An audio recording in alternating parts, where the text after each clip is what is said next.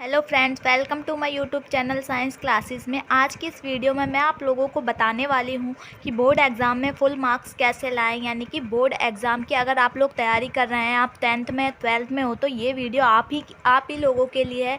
तो वीडियो को अंत तक ज़रूर देखिएगा। इसमें मैं कुछ मोस्ट इम्पॉर्टेंट टिप्स बताने वाली हूँ, जिसके माध्यम से आप लोग जान सकते हैं कि वीडियोज़ को कि मतलब कि 10th क्लास में बोर्ड एग्ज़ाम को कैसे क्लियर कर सकते हैं और कैसे हम 450 प्लस नंबर ला सकते हैं। तो आप लोगों ने अभी तक वीडियो को लाइक नहीं करा हो तो वीडियो को लाइक कर दीजिएगा एवं चैनल को सब्सक्राइब, अगर चैनल पर नए हो तो चैनल को सब्सक्राइब ज़रूर कर लीजिएगा।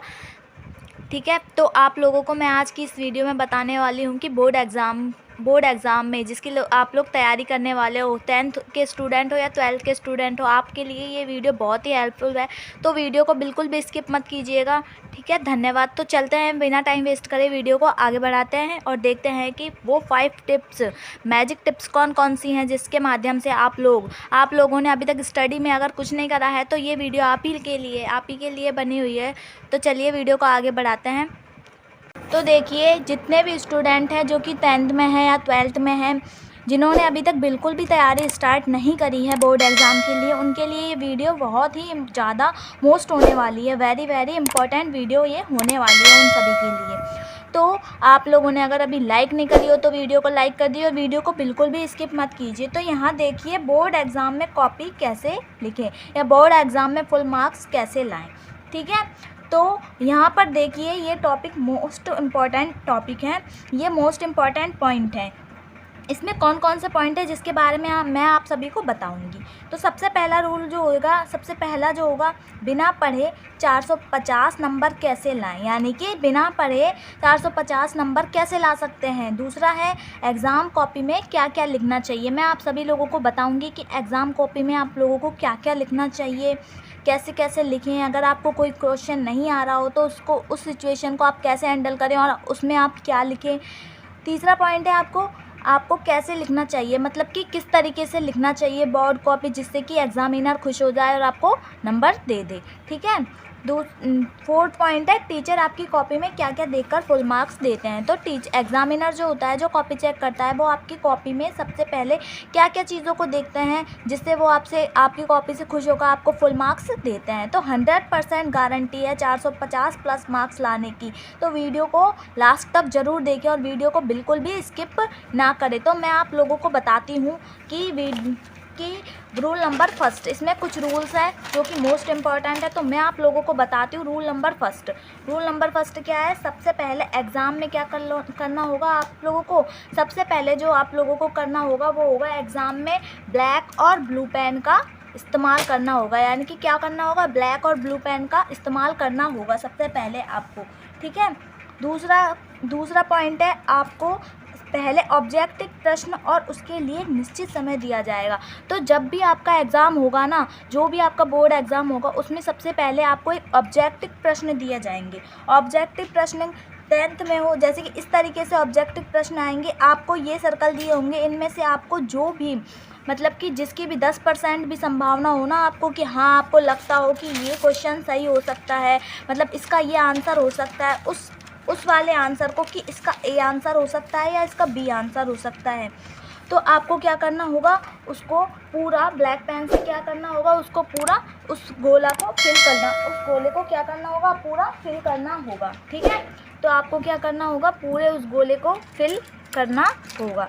जैसे कि मैं एग्जांपल देती हूँ कि आप इसमें ए आंसर सही है, तो आपको क्या करना होगा, इस जो ए को पूरा गोल करना होगा, भरना होगा, ये बिल्कुल भी ये छूटना नहीं चाहिए। अगर इसमें से आपको जैसे कि 20 क्वेश्चन आए, 20 क्वेश्चन में से आपको 10-15 आंसर भी आपने अंदाजे से भर दिए ए बी, लेकिन छोड़ना नहीं है। ठीक है, हो सकता है उसमें से आपके कुछ क्वेश्चन सही निकलें, तो आपको क्या होगा, उसके मार्क्स मिल जाएंगे। रूल नंबर टू क्या है, सबसे उसके बाद क्या ऑब्जेक्टिव कॉपी आपको दे दी जाएगी। उसके बाद क्या होगा, उसके बाद आपको एक सब्जेक्टिव प्रश्न दिया जाएगा, सब्जेक्टिव प्रश्न दिया जाएगा। ठीक है, तो आपको सबसे पहले ध्यान रखना है कि फर्स्ट पेज में आपको क्या करना है, काट पीट कर नहीं लिखना है। क्या करना है आपको, काट पीट कर नहीं लिखना है। ऑब्जेक्टिव कॉपी के बाद सब्जेक्टिव प्रश्न दिया जाएगा। सब्जेक्टिव प्रश्न की का मतलब है 2 नंबर 4 नंबर, क्या 2 नंबर 4 नंबर या 6 नंबर वाले वर्णात्मक प्रश्न होंगे उसमें।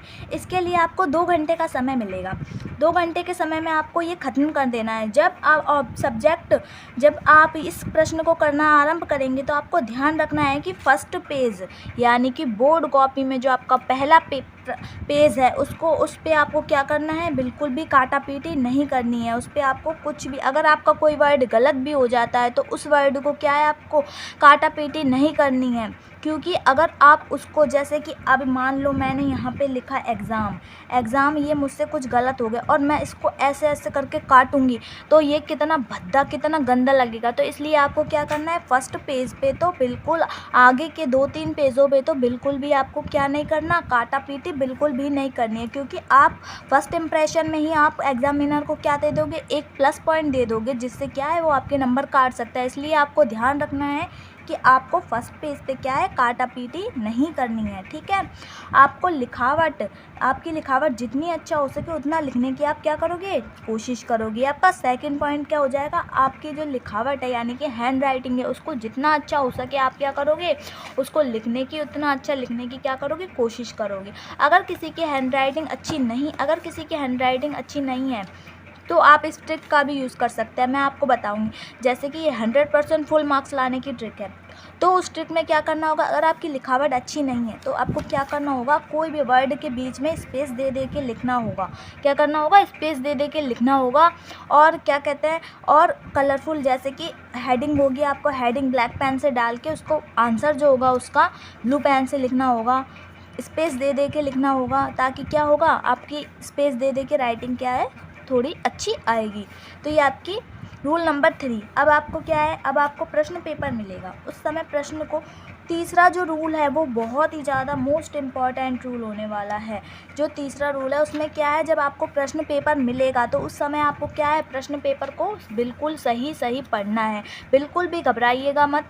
प्रश्न को सबसे पहले ढंग से पढ़िएगा, पूरे प्रश्नों को हल कर दीजिए। आपको 3 घंटे और 15 मिनट का टाइम मिलता है। जो वो 15 मिनट का टाइम मिलता है वो आपको प्रश्न पढ़ने के लिए ही मिलता है। तो आप बिल्कुल भी, कुछ बच्चे क्या करते हैं कि प्रश्नों को बिल्कुल नहीं सारे प्रश्नों को नहीं पढ़ते और बस स्टार्टिंग का प्रश्न पढ़ा और लिखने लग गए। आपको ये गलती कभी नहीं करनी है। आपको क्या है, पूरे प्रश्नों को बिल्कुल ध्यान से, आसानी से पढ़ना होगा, ताकि क्या होगा, आपको उत्तर देने में भी आसानी हो सके। ठीक है, रूल नंबर 4, महत्वपूर्ण जानकारी। वीडियो को बिल्कुल भी स्किप मत कीजिएगा। अब आपको कैसे लिखना है ये जानना है। अब आपको प्रश्न आंसर लिखना कैसे है। ठीक है, प्रश्न आपने पढ़ा, अब आपको आंसर कैसे लिखना है। माना कि आपको कोई प्रश्न का आंसर नहीं आ रहा है तो आपको क्या करना है, आपको प्रश्न उसका आंसर कैसे लिखना है। अगर किसी प्रश्न का आपको आंसर नहीं आना, सबसे पहले तो आपको ये देखना है, सबसे पहले तो आपको ये जानकारी होनी चाहिए कि हमको अगर कोई प्रश्न पूरे पेपर में से, अगर सबसे पहले जैसे कि 10 क्वेश्चन है, 10 क्वेश्चन में से आपको 2 क्वेश्चन जो कि आ रहे हैं उनको सबसे पहले करना है। ये नहीं कि एक पहला प्रश्न है तो पहले प्रश्न को लिखें।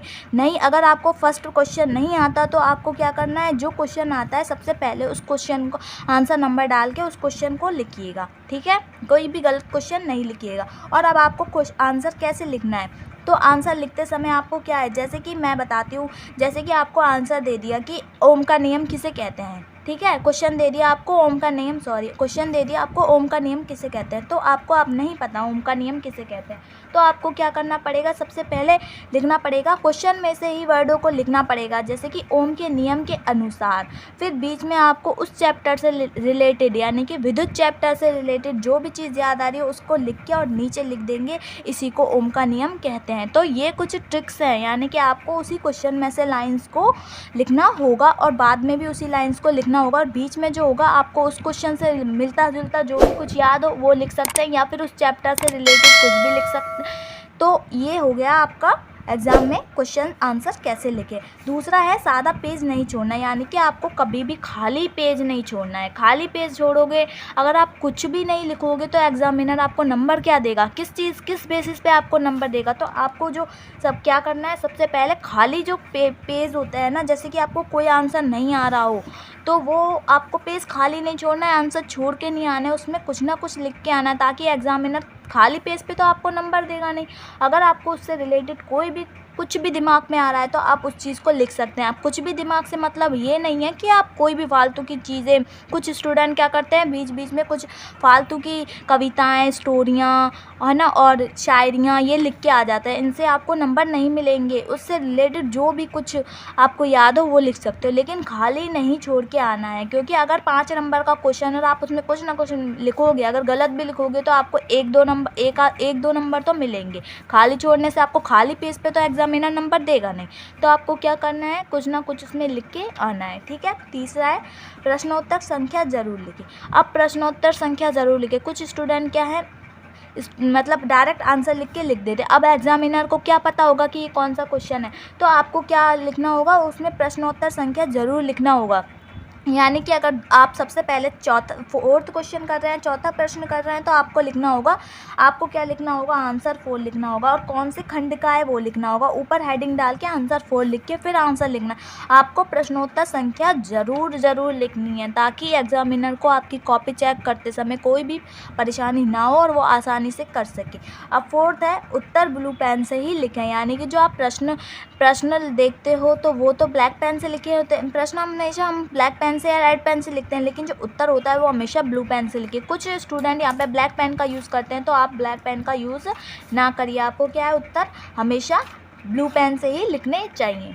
तो आई होप कि आप ये गलतियाँ नहीं करोगे, और आपको अगर ये वीडियो पसंद आई हो तो आपको 100% मार्क्स आपके अच्छे आने की गारंटी है। आपके कोई भी एग्ज़ामिनर आपके मार्क्स नहीं काट सकता है। तो आप इस वीडियो को बिल्कुल भी स्किप करके ना देखिए। ये वीडियो आपके लिए बहुत ही ज़्यादा हेल्पफुल है।